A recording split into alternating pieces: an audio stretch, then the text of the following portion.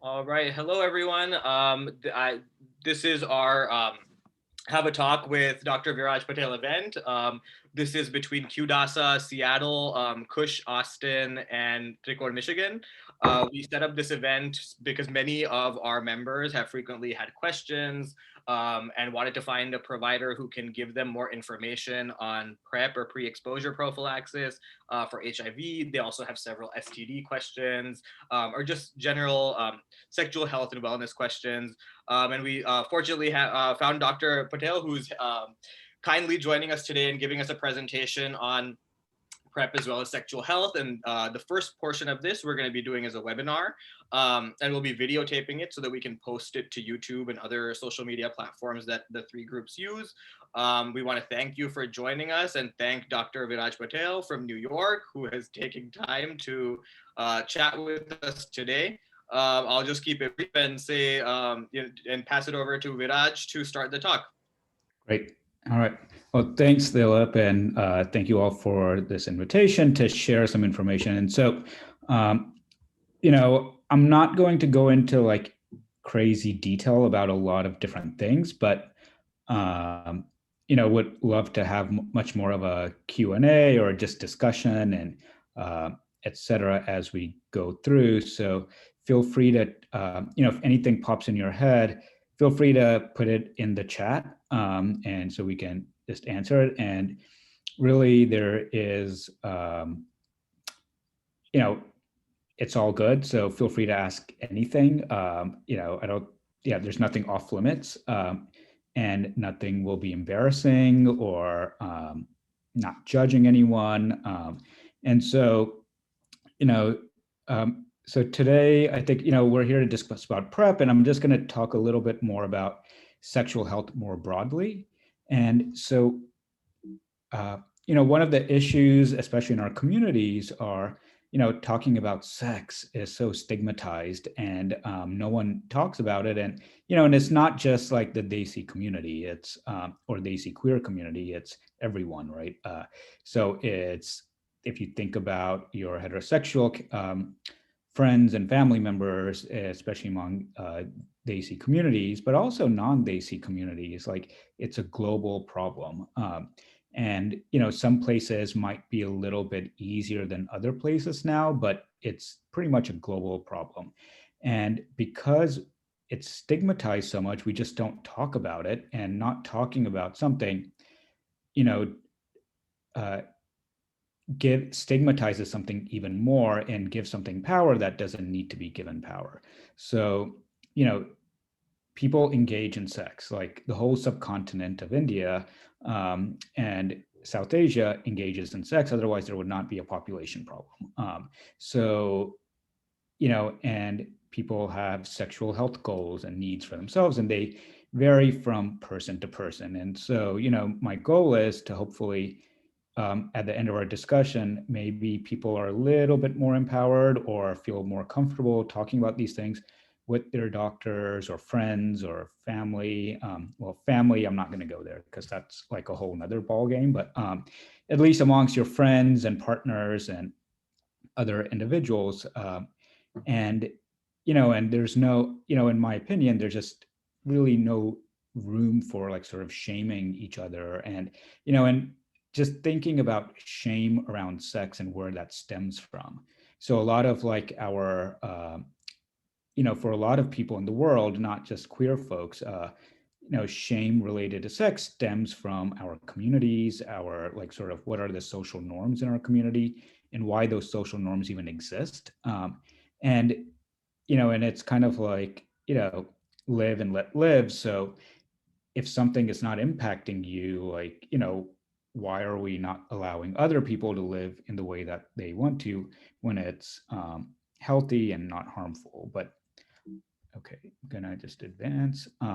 Just some disclosures. I have research grants from some federal agencies, but have no commercial or conflicts of interest. I don't take pharma money, or so I'm not getting paid by the makers of PrEP or take any money from them. So I really also have no issues bashing them if needed.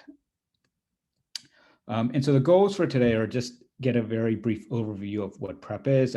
Hopefully, most people have heard about what PrEP is, at least at the basic level. Sort of understand how it protects us from getting HIV, and then some issues around how to start PrEP and stay on PrEP, and what are some options for using PrEP other than using a pill every day. And so just sort of a background, and this is like in the United States. So about 70%, so 7 out of 10 new HIV infections, at least in 2018, which about, and that percentage holds true probably today, were among gay, bisexual, and other men who are sexually active with other men. And so this, continues to be a big issue in our community, especially in the queer community. And the statistics is from the CDC, and they're not really great about, or haven't been great historically about parsing data out into communities, by gender or sort of gender nonconforming or other gender minority communities, so trans folks or transgender individuals. But but in general, sort of using the word queer more broadly, it continues to be a big issue. And so, if condoms and other things were sufficient, we wouldn't have continued HIV transmission today. So there's, we've needed other options to protect ourselves from HIV.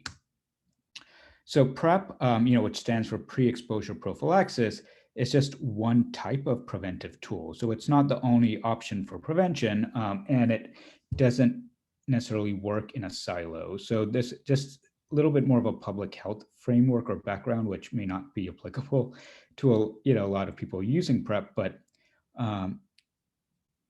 the way I think about PrEP is great for sort of solving the immediate issue related, for ourselves to protect or prevent HIV amongst ourselves or our partners or friends or whomever.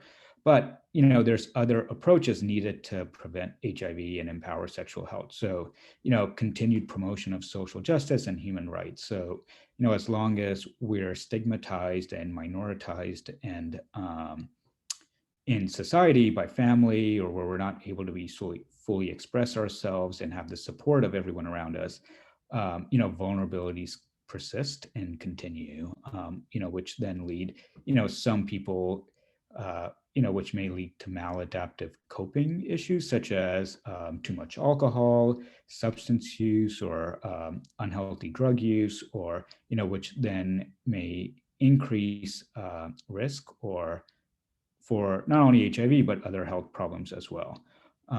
Getting tested for STIs and HIV routinely, regardless of PrEP use, if you're sexually active, is a great idea. STIs are fairly easy to treat, but we can only treat them if we know we have them. And so STIs are, continue to be a huge issue in our communities, but also not just the queer community, but sort of everyone.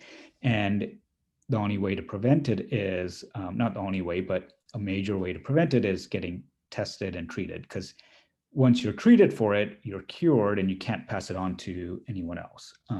Or if your partner is tested and treated, they can't pass it on to you or others. Talk a little bit about, so if you're a person living with HIV, or anyone living with HIV, if they have what's called an undetectable viral load, which means that they take their treatment as prescribed and we can't detect HIV in their blood anymore. There is, scientific consensus on this, that there's zero risk of that person being able to transmit it to anyone else, zero, which is an amazing thing, which I think opens up, sort of who your partners are, who you're able to love or have relationships with or whatever, and not having to worry or feel in, what the sort of challenges related to that. Thinking about PEP, so post-exposure prophylaxis, which I'll talk about a little bit later, which is if you've had a potential exposure to HIV, so let's say last night you hooked up with someone, you had sex, the condom broke or something happened, or whatever, and you think you might have been exposed to HIV, or you don't know the status of the person you were with, or you're not sure if, what their status is or their deal is, you can go get PEP, which post-exposure prophylaxis, which is taking essentially 2 or 3 tablets or medications, or actually you can get it as a combo pill now for 28 days, which will prevent you from getting HIV. And usually you want to start that within 72 hours. And you can get that from emergency rooms, urgent care centers, or if you have a good relationship with your doctor, they should be able to prescribe it at most pharmacies, and pretty much everyone's insurance covers it. And a lot of emergency rooms now and STI clinics will be able to give you starter packs or a 28-day pack now around the country. So there's, so that's a great option if, you think you might have been exposed and aren't sure what to do. And so you can have peace of mind that you're protecting yourself and don't have to worry about that. So just wanted to talk a little bit more about, this concept of U equals U, which means undetectable equals untransmittable. And so the scientific, so there's clear consensus by every scientific body now, from WHO, the World Health Organization, to the CDC in the US, NIH, pretty much every scientist, that, and the research is extremely clear and consistent that someone who's living with HIV, who's undetectable, meaning they've taken their medicine and they've suppressed or kept their HIV virus at bay, have zero risk and do not pose an infection risk to their partners, sexual partners. And with regardless of using condoms or not using condoms or whatever, there's zero risk essentially. So PrEP, pre-exposure prophylaxis, stands, basically means it's the use of medications by people living without HIV to prevent getting HIV or to protect yourself from getting HIV before you've ever had an exposure to it.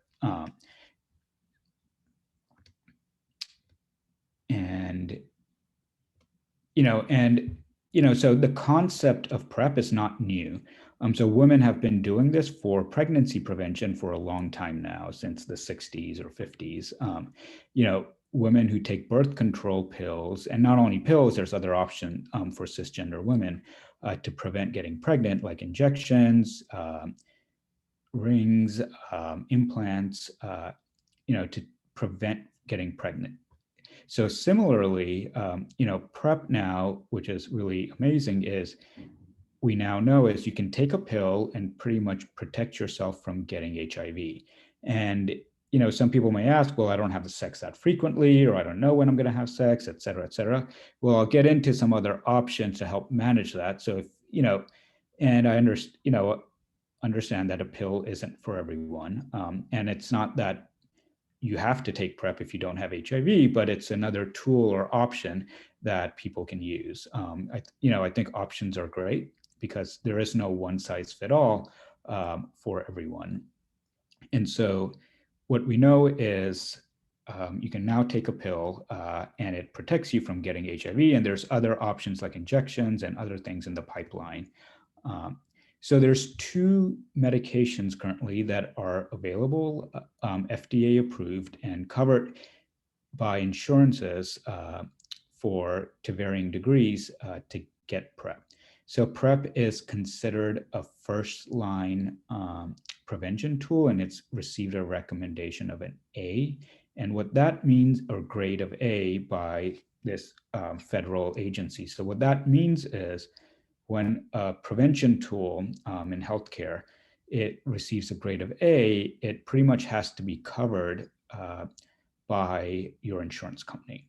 And so the tests, the costs associated with, testing or the visit to the doctor's office or telemedicine now, which is an option for lots of people, has to be covered by the insurance company. And there's of course a lot of major problems with the way our healthcare system is set up, so it doesn't work perfectly, but in theory, that's what's supposed to happen.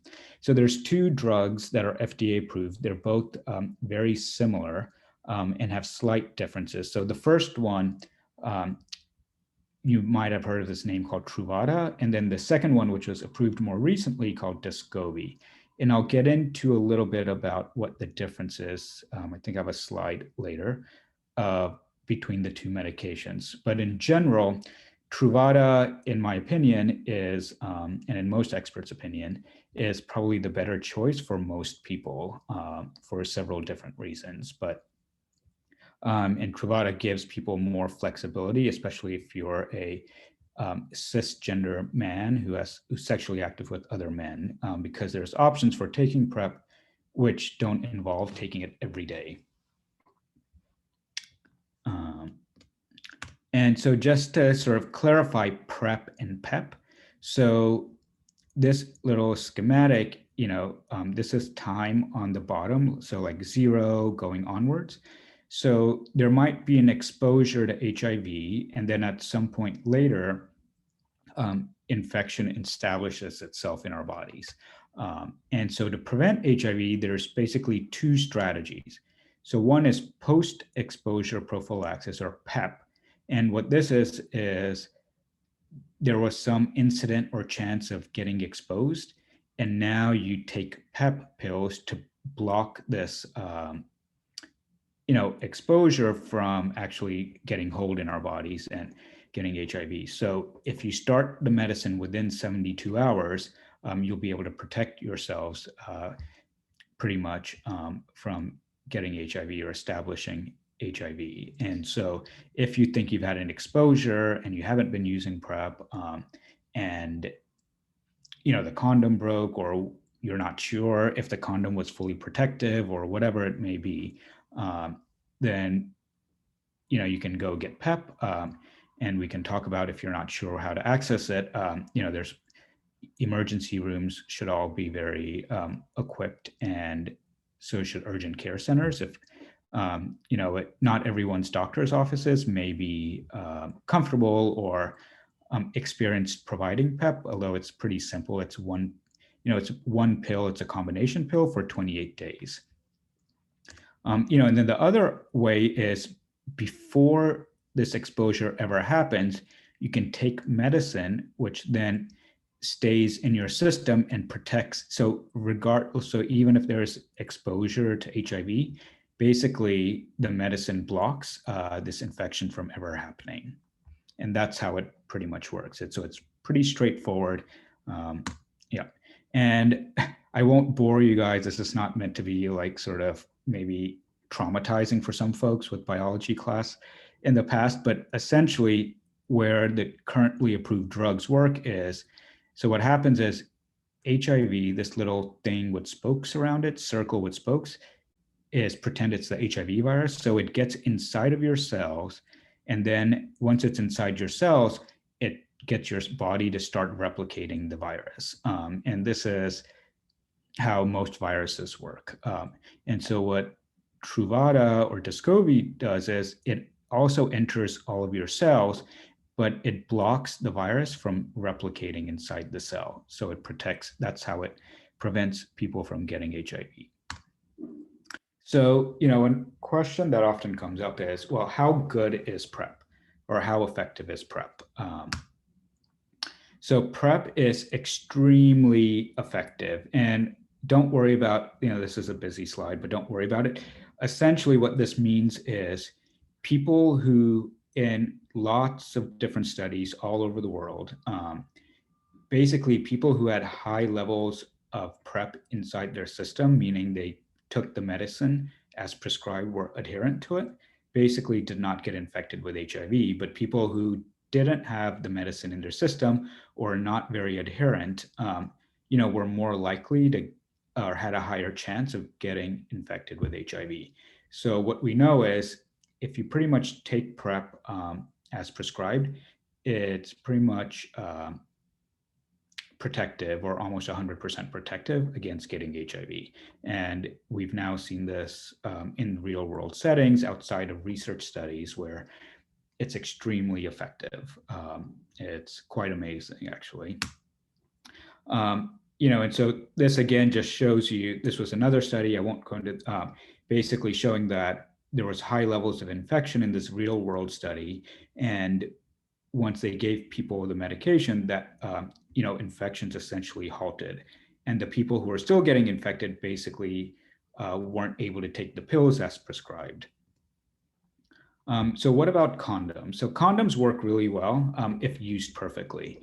And as we know, using things perfectly is really hard for a lot of people. So for example, think about COVID and mask use. Now, it's probably easy to use. It's easy to use a mask, and you can have it like tightly fitted on your face and all these things. Let's say 99 out of 100 times. But then, occasionally for whatever reason, the mask slips or the band on the sort of mask became too loose, or you got an itch in your eye or your nose or something, and you're like rubbing yourself and you forgot to like sanitize your hands, but you were touching other things. So again, it's, there's so many scenarios where it's hard to be perfect. And so with condoms, the problem is a lot of people have a hard time having perfect use 100% of the time. So sometimes the condom rips, sometimes it breaks. Condoms are still very effective, but there's a lot more human error involved in being able to use a condom perfectly. And so especially if, like, let's say you were out drinking, or you're a little inebriated, maybe you think you put the condom on correctly, but it didn't go on completely, or it slipped or fell out, or there wasn't enough lube, or there was no lube available, or whatever the issue may be. And so condoms work well, but in real world settings, it seems to be about 70% effective. And that accounts for non-perfect use. But condoms, so PrEP is extremely effective against HIV. Basically, it prevents HIV from taking hold or protects us from getting HIV. And so we can have less anxiety and less worry about that. However, it doesn't protect against other STIs. And so condoms work really great against chlamydia, gonorrhea, syphilis, and other STIs. But, of course, not everyone is able to use a condom or negotiate condom use all the time, or whatever it may be. No judgment, but it's reality, and that's what happens. And so, so we recommend using condoms if you can, but to know that, kind of like pregnancy, birth controls protect against getting pregnant, but doesn't protect against other STIs. So similarly, PrEP protects against HIV, but not necessarily against other STIs, or it doesn't protect against other STIs. How long do you need to use PrEP to get protected?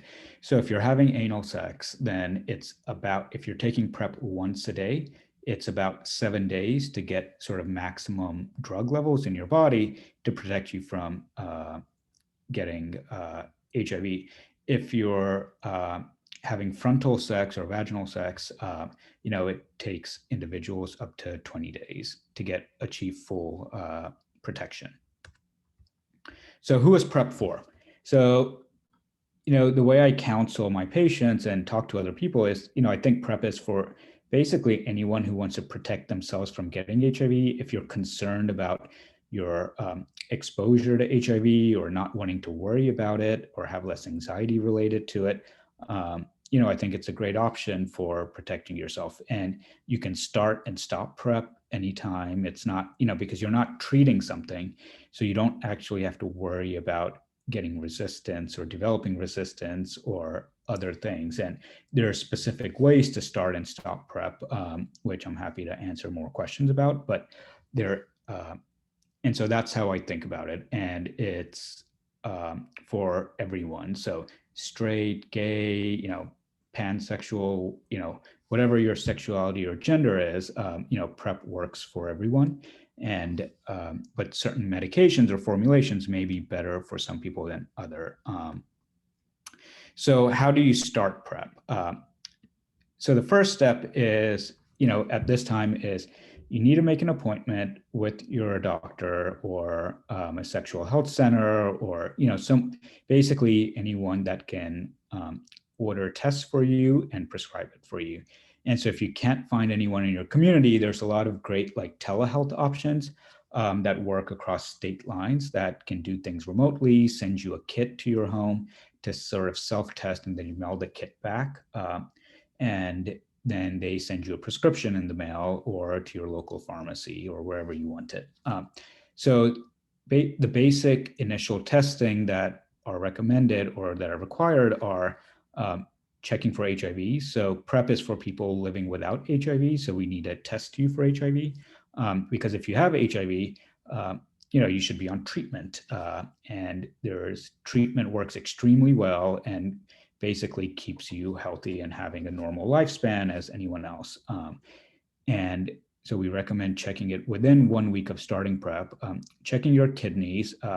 And so we do this because Truvada, the first medication, historically may have some impact, extremely mild impact on the kidneys. But what we've learned is within the real world setting now, it's extremely safe, and it actually doesn't impact most people's kidneys.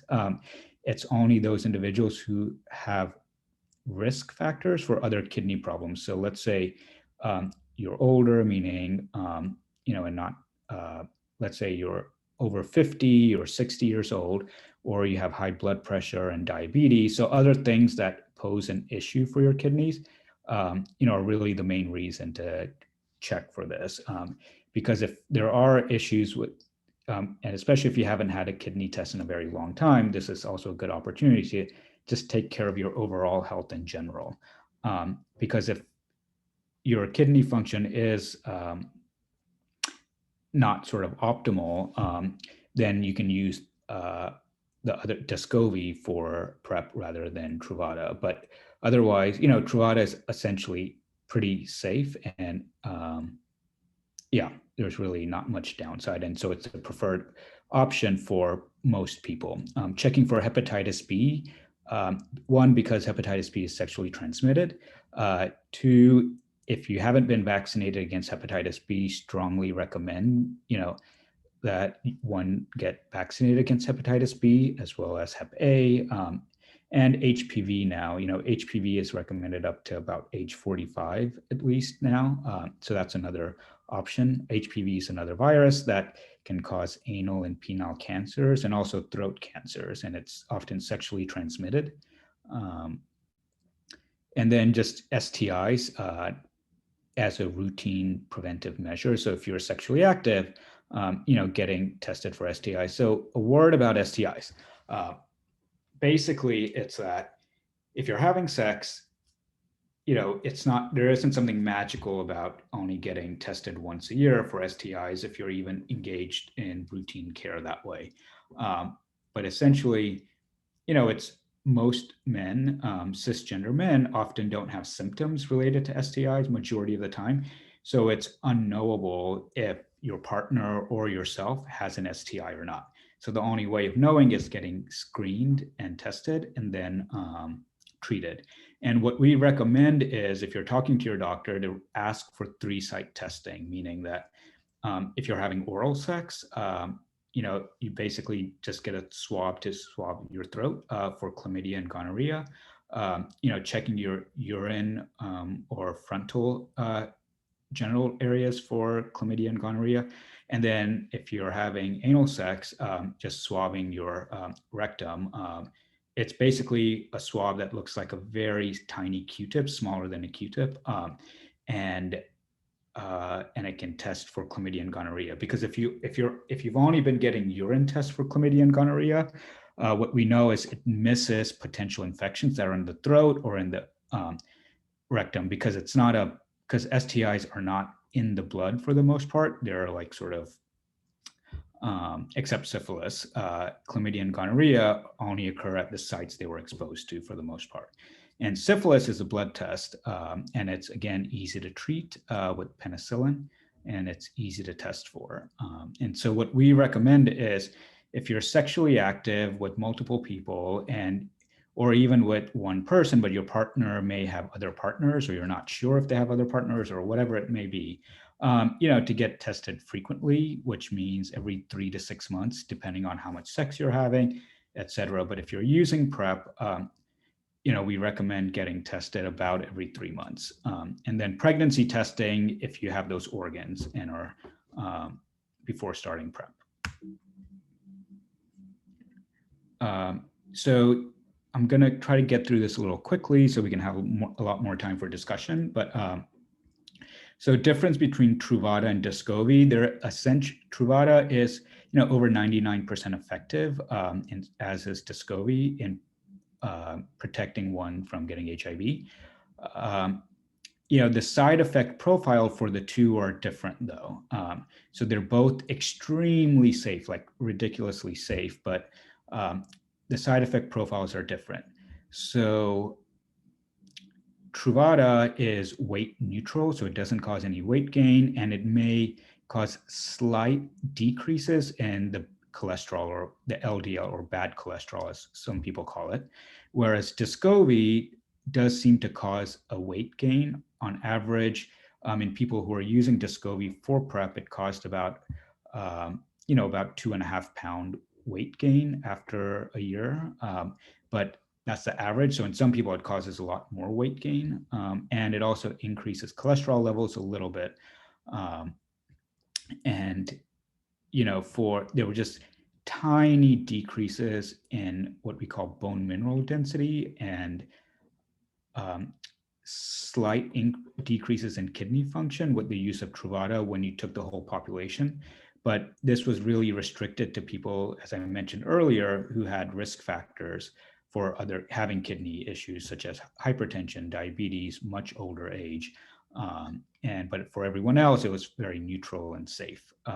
And these things, as soon as PrEP was stopped, these things went away, or it went back to sort of baseline levels. So these aren't permanent changes, and they go away once you stop taking the pill. Another option for so PrEP is recommended to take one pill once a day, and to start it at least 7 days before you're going to have sex, and then continuing it on, once a day. But let's say you're like, well, I only have sex once a month, or I don't know when I'm going to have sex, or it's not very frequent. So another option, if you're a cisgendered man, which means that you were born and assigned male sex at birth, and you were born with labeled as male organs, and you identify as a man still, and you have sex with other men, what we know is you can take Truvada, not Descovy, Truvada only, as an on-demand option, or what's called 2-1-1. So what does that mean? So what that means is, let's say you think you might, this is Friday, so let's say use today for example, and so on Friday night, you think you might go out and have sex, or you might meet someone, or whatever it may be, you're planning on or wanting to have sex. So what you would simply do is you would take 2 tablets of Truvada 2 to 24 hours before you think you might have sex. And then if you actually have sex, you would take 1 tablet the next day or 24 hours later. And then you would take 1 more tablet the day after that, and then that's it. So you would take 4 tablets total. And so let's say today's Sunday. So you think maybe at around 8 p.m. or it doesn't matter at what time you think you might have sex. So then you would just take 2 pills of Truvada, at least 2 hours before that. And then you would take 1 pill tomorrow around this time, and then 1 pill Tuesday around this time. And that would be it. And it's just as effective as taking a pill every day. This dosing option does not work with Descovy. It has not been studied or researched for use with Descovy. So it is not recommended. No health body recommends it. So if a provider or someone tells you it's okay to take Descovy as an on-demand option, it is not. Do not do it. But Truvada, there's no problem. It works great. And you can switch between using it on demand and daily. So let's say you started it on demand, but then for you kept having, you know, frequent sex. So you would just take a pill every day until you've had sex for, you've taken 2 more pills after the last time you've had sex, and then you can stop. And so that's how it works. You know, side effects are common side effects when you start PrEP, maybe a little bit of nausea or flatulence or headache or gas. But those usually go away pretty quickly, or if you take it with food.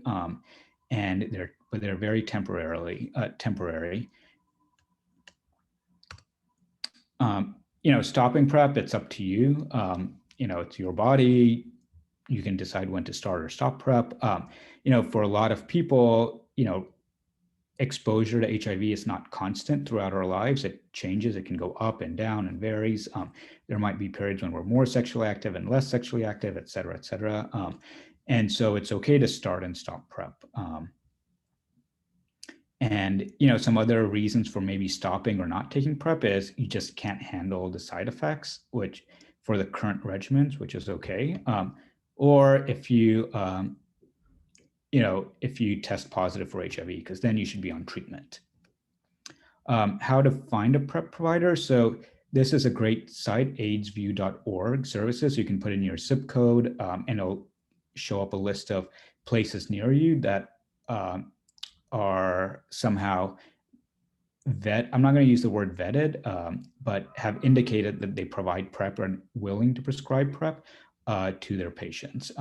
You know, I think another great resource is your local LGBTQ organizations in the region, just asking them, you know, who are the providers who are sort of queer friendly or sex positive, or because at the end of the day, you know, you want to have a relationship with the healthcare provider that you feel comfortable with, that you can talk openly with, that you don't feel judged, or there aren't, you know, you don't feel embarrassed by. And, you know, and that's, you know, and so I think for a lot of us who do this kind of work, we understand, you know, a lot of people are sort of embarrassed to talk about these things, but, you know, there's really nothing we haven't seen or heard that you're going to say that will be new to us for the most part, or actually, yeah, there's very little. So, you know, and if you don't feel comfortable with the provider you're seeing, I would recommend, if you have the option, change. Yeah, get a new provider if you can. Look for someone else, or use telehealth. There's a lot of sort of telehealth options now for individuals and for queer folks. And then just asking friends and word of mouth. So finally, I'm just going to end with, you know, what are some other options coming in the pipeline? So if you're able to see my mouse, so there's a long-acting injection, which means you can take an injection every 2 months, which works just as well as the pills do. And it's undergoing FDA review right now, but we expect it to be available by end of this year or early 2022. It just depends on when the FDA actually approves it, but it's been under review, but COVID has slowed things down at the FDA. And another thing that's also in the pipeline is this thing called an implant. It's about, like, you know, this big. It's already available as a birth control option for women. So they just insert it underneath the arm or in another area. It's really small. And the idea is it will be there for about a year. And so it's almost like a vaccine, because it's good for a year, protecting you from HIV. And they're also testing a couple of other pills, which they're starting the research, the sort of final stages of the trials this year sometime, which is a once a month pill. So you just take a pill once a month, and it's, at least in sort of the early trials, shown to provide high levels of protection in the blood. So now they're actually going to test it. So those are all coming in the pipeline, but sort of the immediate future is this injection, which you can take every 2 months. And yeah, so I will stop there. And I think there's some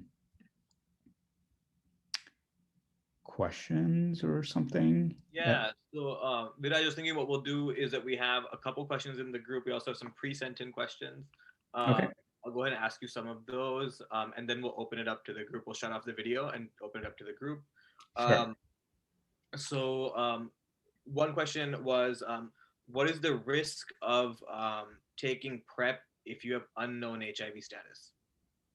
So, right. So one is, and that's why, so the risk is that that drug may become ineffective against treating HIV or resistance to it. So when we treat HIV, we use a combination usually of three medications.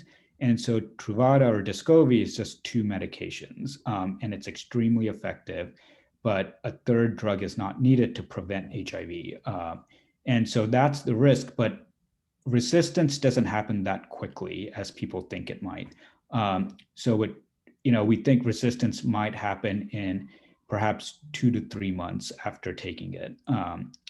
And so it doesn't happen within a week, it doesn't happen within a day, it doesn't happen within a few weeks even. So, but that's why pretty much we test everyone for HIV before they start it. And then we recommend routine testing early on, especially. And so that there is no risk of worrying about getting HIV. So I definitely would not recommend, let's say you're able to order PrEP online, because some people do that. And I would highly, highly, highly recommend not starting PrEP unless you get tested. And no, and I don't recommend this because this is not what I consider standard of care or high quality care, but worst case scenario, go get a self-test kit from the drugstore or Amazon. It's called OraSure. You can order it. It's FDA licensed and approved, and you can test yourself for HIV at home, and you get the results within 15 to 20 minutes. It's not as good as the blood test because the blood test will be able to tell you if you have HIV or not up to about 10 days to 14 days after an exposure, whereas the home test kit requires about at least 1 to 3 months time lag. So the oral test is a great option if you don't have easy access, but I think the blood test is superior, but but either of those options are great, and doing whatever works for you and you feel more comfortable with is better than no test. Okay, so it sounds like overall, you want to get tested before you start PrEP, and that's the Yeah. And at least in the US, no provider is going to prescribe it without you getting tested or having a test done anyways. The next question is, how effective is 211? So yeah, compared to regular. So 211 is pretty much as effective as taking it every day. So over 99% effective. So it's, in research studies, you won't really hear researchers or scientists or doctors say 100% because no one feels it's just mathematically, it's impossible to prove 100%. But we'll usually say over 99%. So they're both so 211 is extremely effective. But the key is 211 is great if you're able to plan your sex life and have some control over it. But if you're the type of person, that you're not sure, you might forget sometimes or whatever, then taking a pill every day is better. And, taking PrEP every day, at least, for cisgendered men, it's a little forgiving. So let's say you forget it one day. All the studies show that if you take PrEP on average, if you miss a dose a week or something like that, we don't recommend it, missing a dose at all. But if you do miss a dose or whatever, you shouldn't double up the next day. Just continue taking one pill a day. And it's forgiving in that sense. And so it's extremely effective if you miss an occasional dose. And so taking it daily might be a better option if you're the type of person who,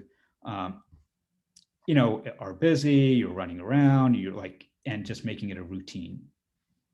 And then what is the difference between pre-exposure prophylaxis and post? So if you have that event, you were not taking your Truvada, what is the difference in the medical treatment? What do you do instead in a pro? Yeah. So, as we talked, or as you saw, so PrEP pre-exposure prophylaxis, so before you have sex, is basically taking that one pill, and that one pill is made up of two medicines, tenofovir and emtricitabine. But so it's two medications in that one pill.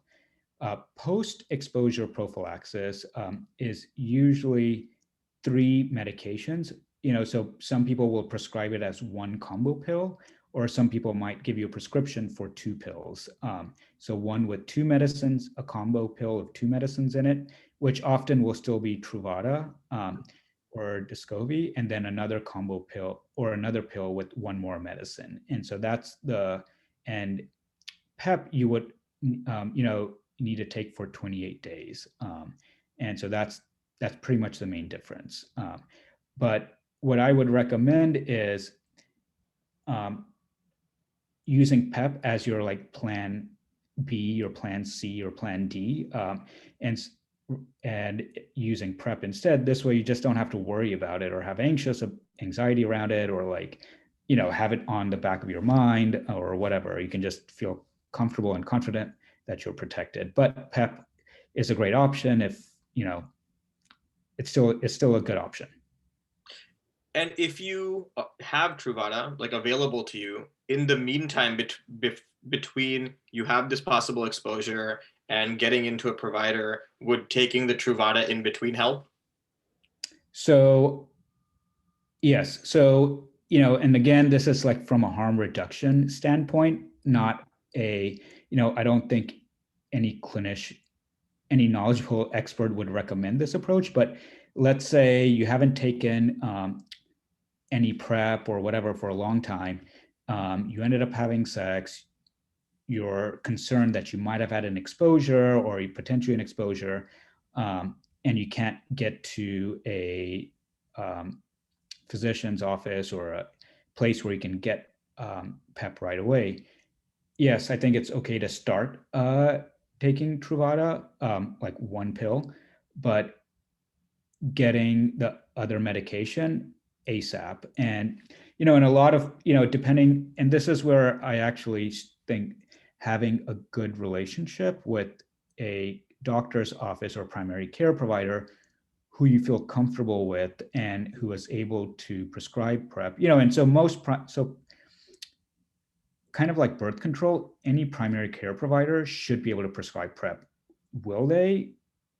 Probably not, because a lot of primary care providers also are hung up around their own issues with sex and stigma related to sex. And, if you even think about the news and how women are still getting shamed today for using birth control, and what that means. And so, so I think like finding early on, just take care of your overall health, forget like your sexual health, but just because then like, if there is a run in or whatever, for example, I know most of my colleagues and I will go ahead, if we get an emergency call over the weekend or at night, we'll go ahead and send the prescription to the pharmacy and then have you come in for testing as soon as you can. But this way you're at least getting the medications in you. So,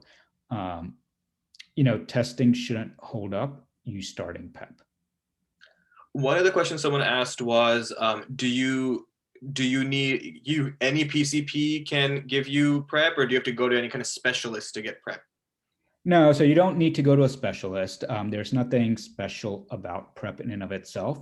However, that being said, there may be some providers who are not comfortable with it because, one, they've never prescribed it, because PrEP just came on the market about 8 years ago or so. Well, the trials were approved or published 10 years ago, and then it got FDA approved about 9 years ago.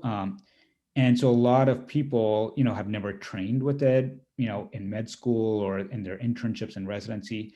There wasn't this option or exposure.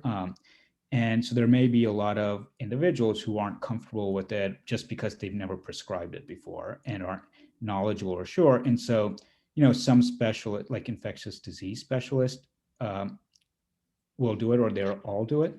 But there's tons of primary care providers now who are prescribing PrEP. And so, especially anyone doing like seeing a lot of queer folks or having a lot of like LGBT patients in their panel are prescribing PrEP and super comfortable with it. So, I think in all of the cities, like at least in Seattle and Austin, I'm aware of, there's several health centers that specialize in sort of like queer health and LGBT health. And they're all primary care health centers. And so they'll prescribe you PrEP and yeah. Another question we got, I guess I'll do like 3-4 more questions and we'll just open it up. Another question I got was, can PrEP interfere with other medications? Yeah, so that's a great question. So Truvada and Descovy were both selected and designed to be used as PrEP because they have very low interactions with other medications. So there aren't really contraindications of using Truvada or Descovy with other medicines. The one caveat is if you happen to have hepatitis B infection, which for some people can be a lifelong infection, Truvada, it's not a contraindication, but Truvada can suppress or treat hepatitis B. And you want to know that because you don't want to abruptly stop. Once you start it, you don't want to abruptly stop Truvada for hepatitis B. And that's where you should be seeing a infectious disease or liver specialist if you do have hepatitis B. But other than that, there aren't really contraindications. The PrEP also does not interfere with alcohol. So with Descovy or Truvada, there's no contraindication with using alcohol or other drugs. It doesn't reduce the effectiveness of either medication for preventing HIV.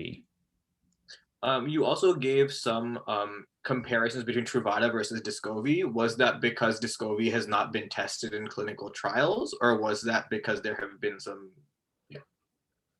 No, Descovy has been tested in clinical trials, really just one clinical trial, whereas Truvada now has been tested in like maybe 10 clinical trials. So we just have a lot more information about safety, effectiveness, and all of these things for Truvada over Descovy. So we know a lot more about Truvada compared to Descovy. They both seem to be very effective and safe medications. You'll probably see a lot more advertising for Descovy compared to Truvada because Truvada has gone generic now, so it's lost its patent. So there is a lot of incentive on the manufacturer of Descovy to promote it over Truvada now. And that's really the main reason you're going to see. And if your doctor is really pushing Descovy over Truvada for you, if there isn't a clear reason, I would sort of, question that because a lot of doctors' offices now have been inundated by the drug manufacturer of Descovy to push, and they've been given sort of limited information as well of like framing it as Descovy being a safer option, but it's not. They're just as you saw, they're just different side effect profiles and different side effect profiles, but they're both extremely well tolerated, both extremely safe.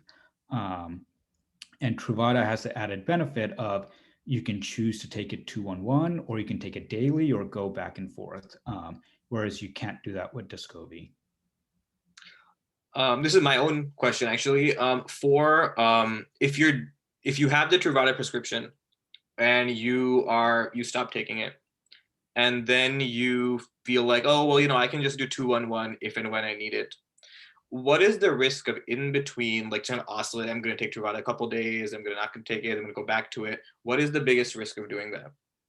So the biggest risk really is if you're having sex during that time, that you're not protected. That's really the biggest risk. It's unlike, because in this situation, we're preventing something from happening. We're not treating an infection. We're not treating something. So there isn't really the concern around resistance or other issues. The risk really is related to just not having enough medicine in your system to protect yourself fully. And that's really the main risk. Okay. I always worry about, if people are doing this like on and off, they end up getting HIV, they don't know, and then they start taking the drugs for 2 or 3 months again on a single prescription they didn't use, are we running the risk of that kind of resistance kind of thing? So that's Yeah, always and something. so right, so and that's why we recommend just getting tested. Like it shouldn't be a big deal. Like so a lot of places now are starting to do this thing where you don't even need to go see the doctor every 3 months. They can order you the lab test. You just go and get tested. So that's what I do for a lot of my patients. I they have standing lab orders, and we've set up a system so a coordinator or like nurse or someone just reminds the patient just to come in to the lab for their routine testing. So if you've been having sex, if you've had multiple partners or whatever it may be, just go get tested. If you have an STI, get treated, and then have peace of mind that you're protected and safe, and you're also not transmitting STIs to anyone else. And the last question before we turn it over is that if you don't have health insurance or you're a student with limited insurance, how can you access PrEP? Yeah. So, depending on this, and so this is where our, excuse my language, but not really, is where our health system is effed up. And so, however, for PrEP, there's a lot of good options now. So, Gilead, who makes Truvada and Descovy, they have PrEP assistance programs if you're eligible or if you qualify. And a lot of people qualify for this assistance program if you're uninsured. You don't need to be like living in poverty or making some absurd, like really like have no income or something. It's actually quite generous in terms of leeway with who they'll provide coverage to. And so if you don't have health insurance at all, you can get the cost of the medication, pretty much covered or extremely subsidized. Um, you know, Another option is a lot of states now, if you don't have health insurance, another thing to look into is the Affordable Care Act. So as of this year, the subsidies on the Affordable Care Act have gone up. So it's actually the cost to get insurance through the health exchange if you're uninsured is actually cheaper now than it was in the last 5 years or 4 years or however long it's been around. So the federal government has lowered the cost of those things. So if because it was like it's a great option, but it was unaffordable still for a lot of people. But the cost has gone down, so I would definitely look into that if you haven't recently looked into it. A lot of if you have something called a federally qualified health center in your community, and pretty much everyone does, FQ8C, Federally Qualified Health Center. So this is a specific type of health center clinic. It's not going to be called a federally qualified health center, but if you just Google federally qualified health center and your zip code, it'll show you the list of all the health centers that are that. They have special programs in place, and these are primary care health centers, and they have special programs in place for people who are uninsured or have underinsurance. So you can reach out to them to get access to care that way. And then, a lot of the LGBT centers and other queer organizations in your city or town or whatever have insurance navigators now on site to help you actually navigate benefits for getting coverage for PrEP, general primary care, and getting those cost of those tests and visits covered. So there are resources out there. It takes a little bit of legwork, but so contacting federally qualified health centers, starting with your local LGBT organizations, because a lot of them receive grants and funds to actually help connect people to care and get them benefits. And this is beyond just sort of Medicaid. So there are other programs that exist out there, and sliding scale fees and things like that exist at a lot of these places that make access to care extremely reasonable or affordable. So I would reach out to them. Yeah. Yeah.